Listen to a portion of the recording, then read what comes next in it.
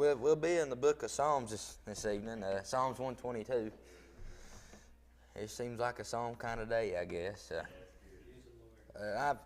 I've thought about this little scripture for a while now, just never quite had the chance to preach it.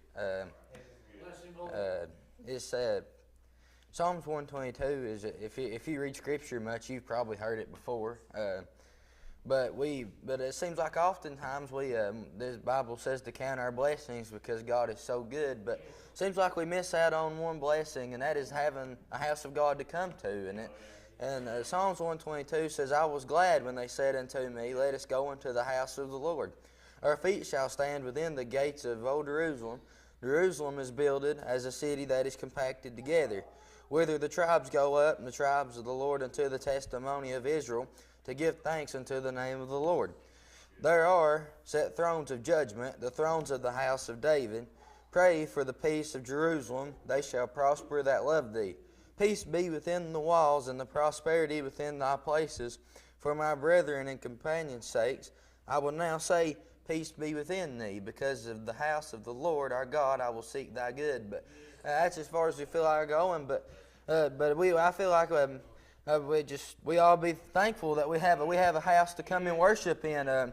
David says it. He says that he says, "I was glad when they said to go into the house of the Lord." But what we often take for granted is that some people can't get here. It's a blessing to be able to be here.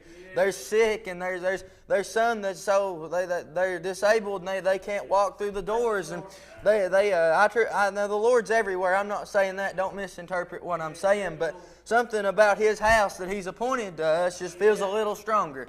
I know I have one at Mount Eager, and I seem to feel the Spirit just a little more there when I go. And I believe that David was saying the same thing.